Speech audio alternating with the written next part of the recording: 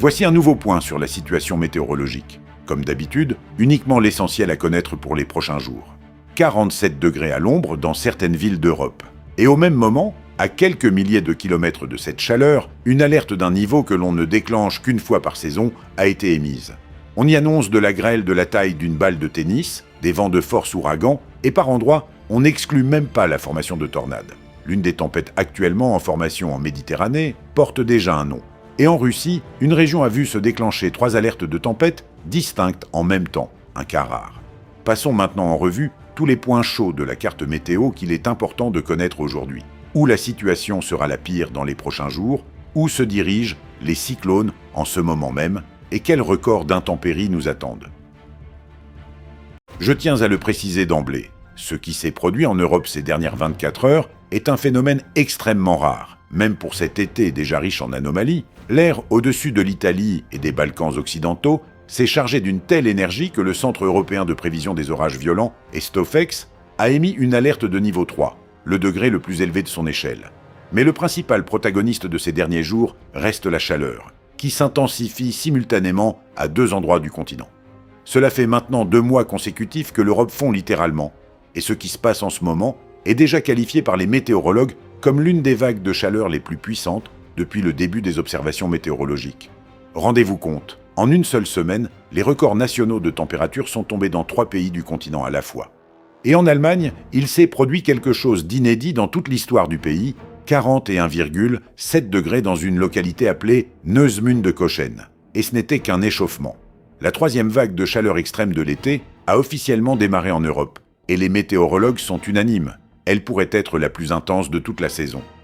Le pic est attendu pour la dernière décade de juillet et la première décade d'août. Autrement dit, le plus chaud reste à venir. En ce moment même, en Sardaigne, en Italie, la température à l'ombre atteint 47 degrés. Cela représente tout juste 1 degré de moins que le record absolu de température pour l'ensemble de l'Europe.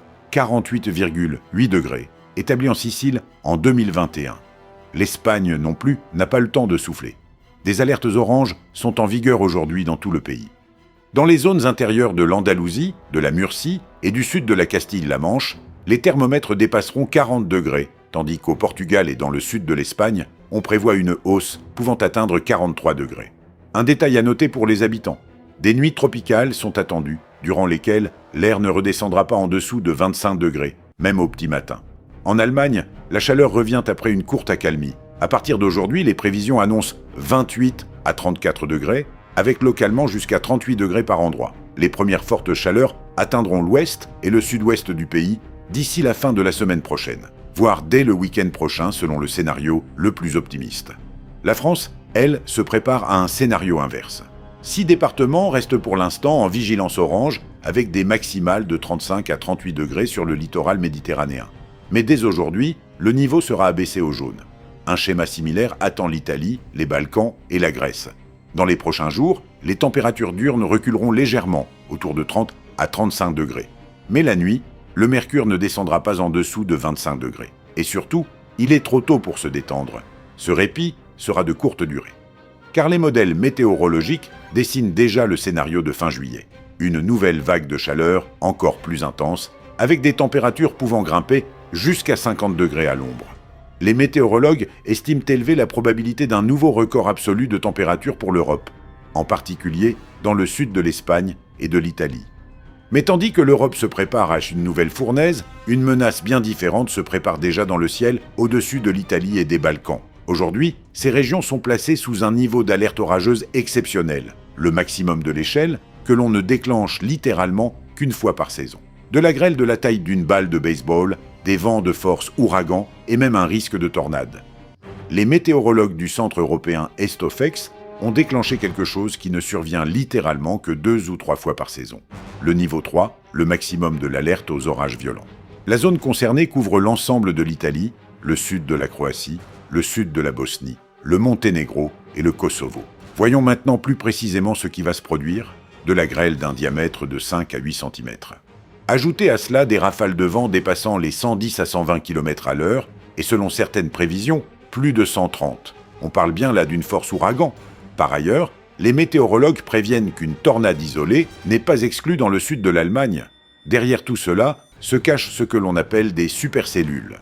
les orages les plus organisés et les plus dangereux qui soient. Contrairement à un nuage orageux classique, une supercellule tourne sur son propre axe vertical comme un entonnoir géant, ce qui lui permet de produire simultanément de la grêle abondante, des vents destructeurs et des tornades au sein d'un même système.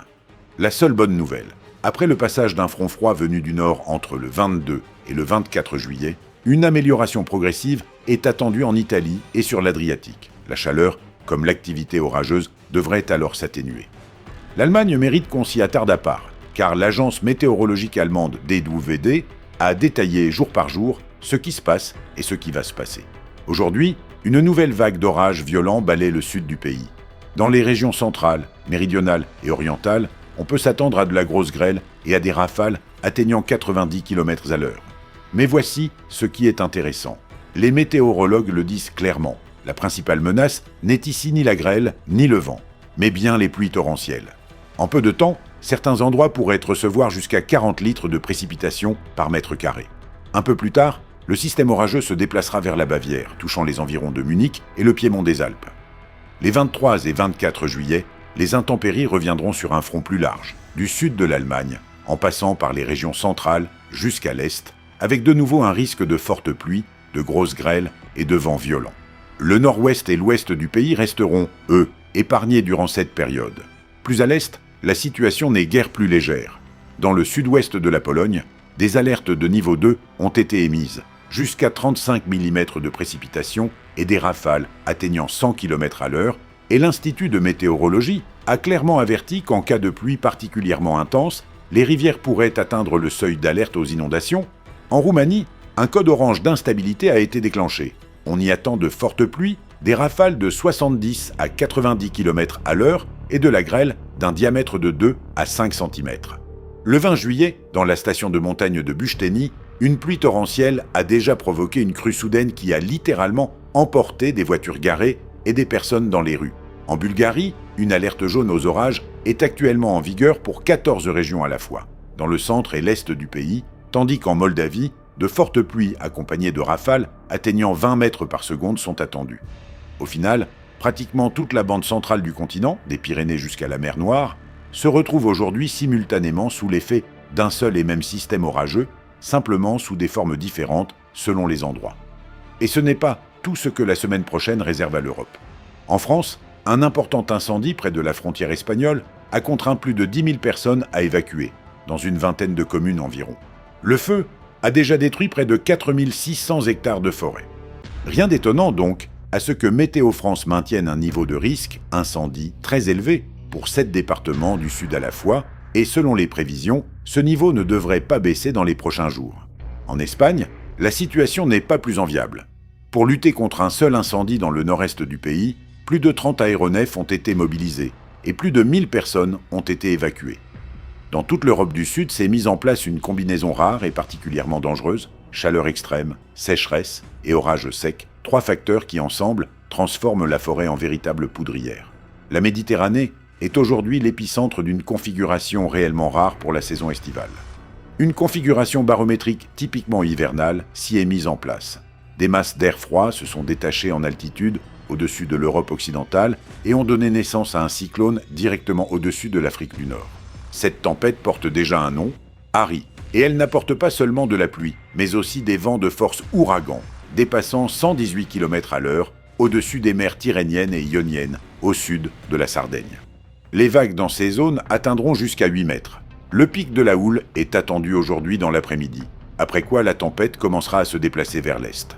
Par ailleurs, un cyclone distinct, né dès le week-end dernier au-dessus de la Méditerranée centrale et qui a déjà frappé les Balkans et la Grèce de pluies torrentielles et de grêle, se déplace lui aussi, sa trajectoire le mène désormais vers la Turquie, où le risque de crue soudaine et de coulée de boue dans les zones montagneuses augmentera fortement dans les 2 prochains jours.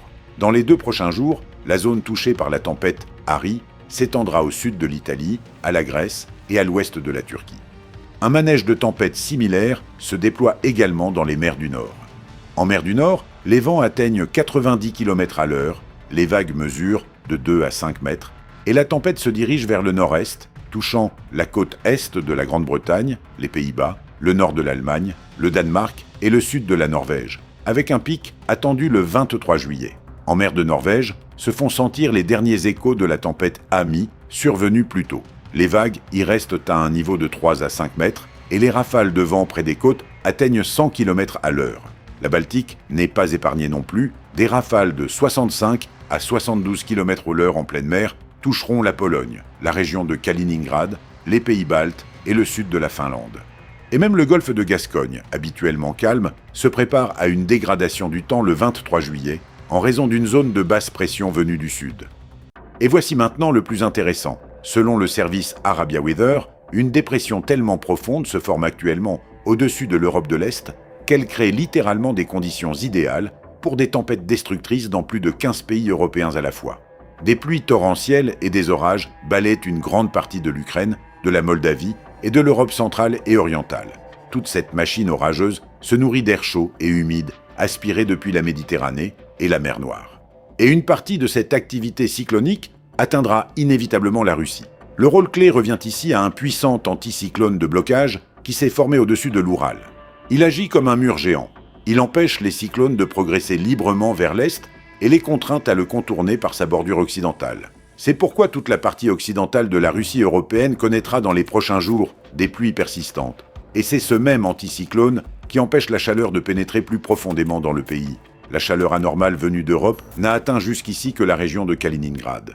Pendant ce temps, de l'autre côté de l'océan se joue une toute autre bataille orageuse. Au large des côtes de la Floride, dans la partie orientale du golfe du Mexique, la tempête tropicale Bertha vient de naître, la deuxième tempête, nommée de la saison des ouragans, Atlantique 2026. Son centre se situe actuellement à environ 225 km au sud de Panama City.